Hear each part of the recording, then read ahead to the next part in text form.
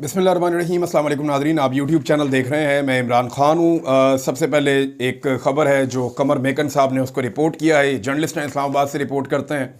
मैं as it is आपको पढ़ के सुना देता हूँ। उन्होंने ट्वीट किया कि इमरान खान के लिए अलग कानून। ज़राए के मुताबिक पीर से कल शाम तक अडयाला जेल में मौजूद तकरीबन 7,000 से ज़ायद कैदियों को ईद की वजह से अपने तमाम दोस्तों, प्यारों और फैमिली मेम्बरान से मिलने की खुसूसी इजाज़त थी और तकरीबन तमाम कैदियों जिनसे मुलाकात के लिए मुलाकाती आए उनकी मुलाकातें करवाई गई हैं। सवाए इमरान खान और बुशरा बीबी के हर ईद पर एक रवायती प्लान के तहत खुसूसी मुलाकातें करवाई जाती हैं, लेकिन हालात की सितम ज़रीफ़ी कहें या कब्ज़ा माफिया हुक्मरानों की बेहिसी, इमरान खान को ईद के लिए भी अपनी फैमिली से मिलने की इजाज़त नहीं दी गई। फैमिली ने खुसूसी मुलाकात की अर्जी डाल रखी है, लेकिन मुलाकात की इजाज़त मिलती नज़र नहीं आ रही। ये कमर मेकन साहब हैं, उन्होंने ये रिपोर्ट किया था। ईद, वैसे पाकिस्तानियों को ईद मुबारक। आज ईद की सुबह है पाकिस्तान में और आप सारे ईद मना रहे हैं, लेकिन ईद की असल मुबारकबाद जो देनी चाहिए वो तो शुगर माफिया को देनी चाहिए। पाकिस्तान में ये जो हुकूमत बनी है ना पीडीएम की, ये शुगर चोर, चीनी चोर के नारे लगाते थे। फिर जितने भी चीनी वाले लोग हैं वो सारे इनकी हुकूमत में शामिल हो गए। यानी जितने शुगर मिल मालिकान हैं या शुगर माफिया आप कह लें उनको, ये ज़्यादातर लोग सियासतदान हैं। सियासतदानों की मिले, उनके रिश्तेदारों की मिले, और यही इक़्तिदार में रहते हैं किसी ना किसी सूरत में।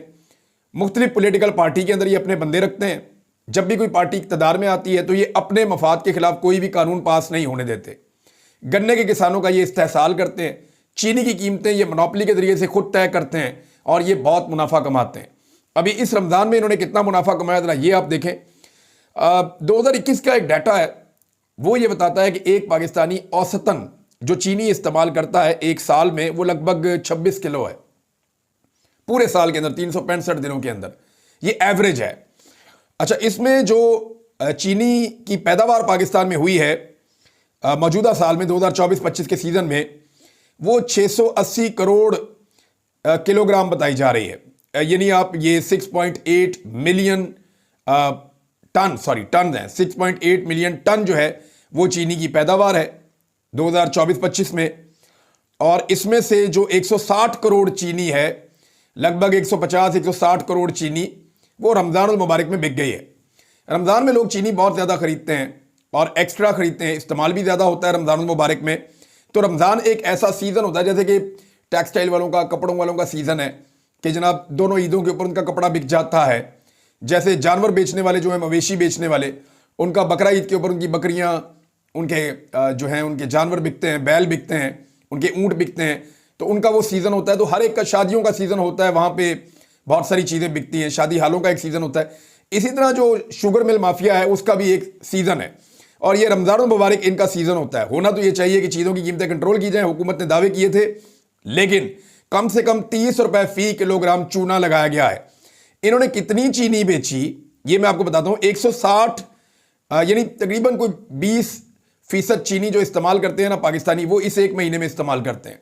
बाकी जो 80% है ऑलमोस्ट, उसको पूरे साल में इस्तेमाल करते हैं। ये मैं मोहतात फिगर आपको बता रहा हूँ। बाज़ डाटे ऐसे हैं, कुछ डाटाज मिले हैं, वो ये कहते हैं कि जी दावा किया गया उनमें कि शायद 20% से भी ज़्यादा चीनी इस एक महीने में इस्तेमाल होती है। लेकिन हम मोहतात चलते हैं, चले 20% आप लगा लें तो लगभग कोई 150 करोड़ किलोग्राम चीनी जो है वो इस्तेमाल की गई है यहाँ रमज़ान मुबारक में।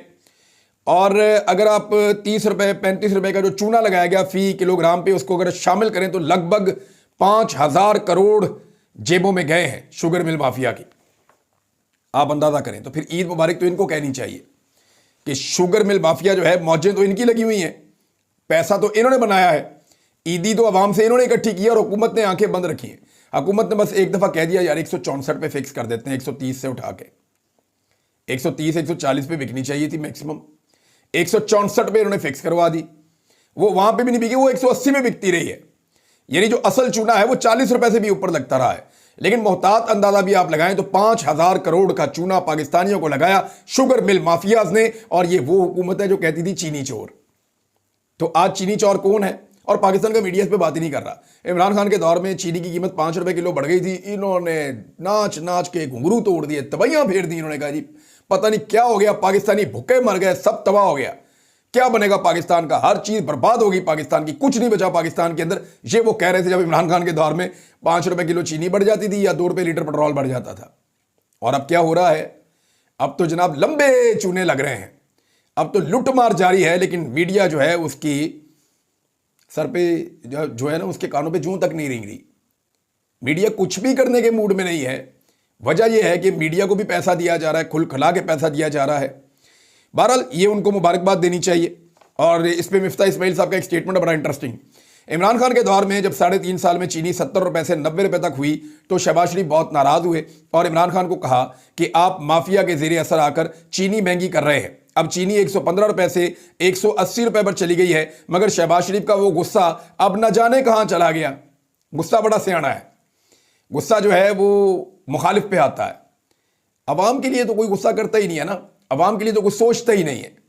और ये जो बड़े दुखी और दर्द दिल के साथ कहते थे 70 रुपए लीटर पेट्रोल बेचना चाहिए, वो 70 रुपए लीटर से ज्यादा तो ले भी ले रहे हैं। सिर्फ पेट्रोल 70 में बेचना तो बहुत दूर की बात है, जो पेट्रोलियम मसनूआत के ऊपर टैक्सेस हैं वो 100 रुपए से ऊपर हैं। जिन्होंने 70 रुपए लीटर पेट्रोल बेचना था उनके टैक्सेस ही 100 रुपए से ऊपर हैं। जिन्होंने 300 यूनिट तक बिजली फ्री देनी थी हर पाकिस्तानी को, वो बिजली की कीमत 4 गुना करने के बाद अभी मजीद तरीके सोच रहे हैं कि और महंगी कैसे करें। और कौम के ऊपर एहसान क्या चढ़ाया IMF से मुज़ाकरात करके कि जी 1 रुपया यूनिट हमने सस्ता कर दिया। और कहते हैं हम IPPs के साथ बातचीत कर रहे हैं कि ये जो महंगे मुआहदे हो गए थे इसके अंदर नजरसानी करें। भाई ये महंगे मुआहदे किए किसने थे? इनमें बेशतर मुआहदे इन्हीं हुक्मरानों ने किए थे। यही पीपल्स पार्टी और PMLN, इन दोनों की हुकूमतें थी और ये धड़ाधड़ IPPs के साथ महंगे तरीन और दुनिया के गलत तरीन मुआहदे कर रहे थे, जिनका खुमियाजा आज पूरी कौम भुगत रही है। आप 1 यूनिट बिजली इस्तेमाल करते हैं, आप 3 यूनिट बिजली का पैसा देते हैं।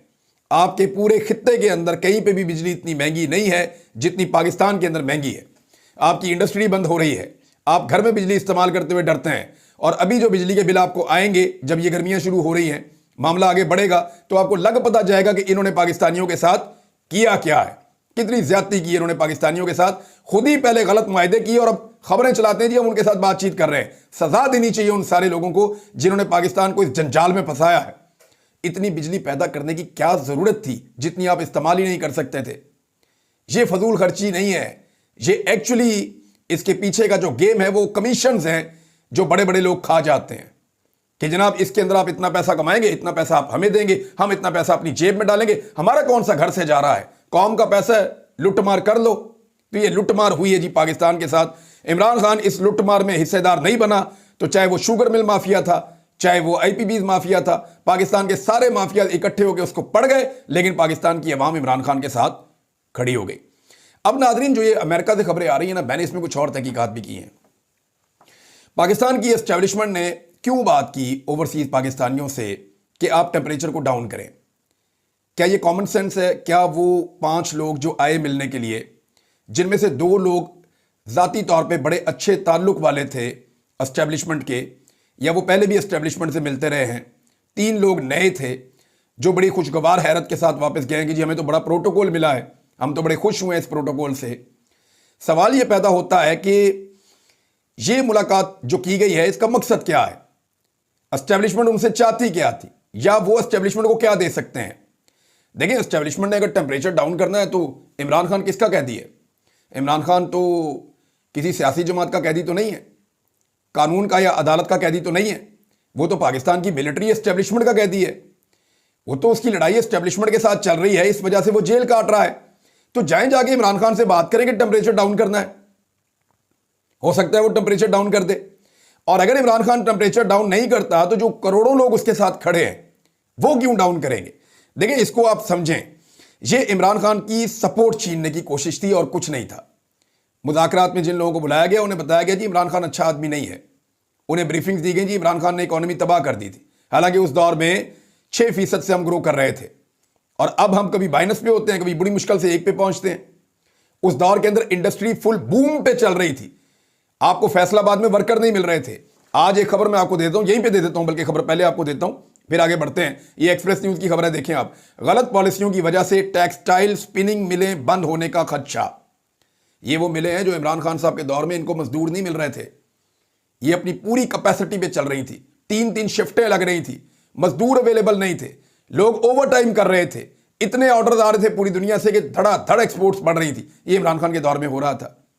लेकिन अब क्या हो रहा है, कपास की काश्त और खपत बढ़ाने और रुई और सूती धागे की दरामद की बजाय कॉटन प्रोडक्ट्स की बरामदात में रिकॉर्ड इजाफे से मुतालिक तजावीज़ पर अमल दरामद ना होने के बाइस पूरे कॉटन सेक्टर में तशवीश की लहर पाई जा रही है। ईद उल फितर के बाद मजीद टेक्सटाइल स्पिनिंग मिलें बंद होने के खदशात पैदा हो गए।